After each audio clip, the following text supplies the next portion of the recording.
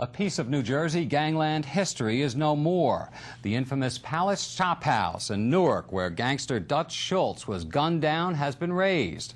Producer Tim Stollery and I take you to the scene of the crime.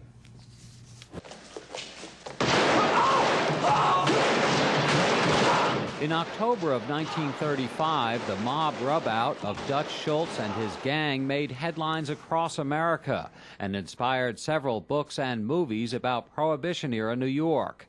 It was in the back room of the Palace Chop House, a small hole-in-the-wall bar and restaurant in Newark, that the hired guns of Murder Incorporated found their targets.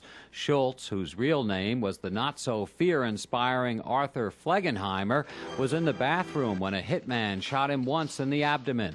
He staggered back into the restaurant, the aftermath captured in this famous UPI photo. At the time, it was the biggest murder of gangsters since the Chicago St. Valentine's Day massacre. And you know, in the movies, they sometimes show this massacre taking place in New York City, but that's absolutely not true. Happened right in Newark, New Jersey. But if you go to Newark hoping to see the building where this story played out, you'll be disappointed. That's because all that's left is this hole in the ground.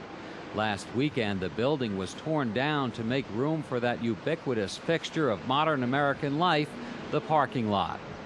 Some members of the community tried in vain to shield the building from the piercing shots of the wrecking crew, but they didn't have any more luck than Schultz and his henchmen did in the restaurant that fateful night. In the end, the building that once housed the Palace Chop House was dispatched as unceremoniously as the notorious gangster who had his last meal there. Well, is it a loss? It was changed beyond recognition, and the episode that took place there is not very uplifting, and we certainly need economic development, so if the parking lot will contribute to the development of Newark, that's probably a good thing.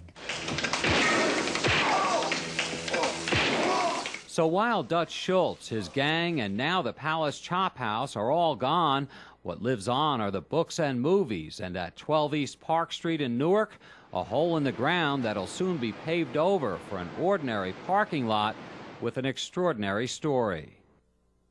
Well, not all of this colorful history will be lost at the site.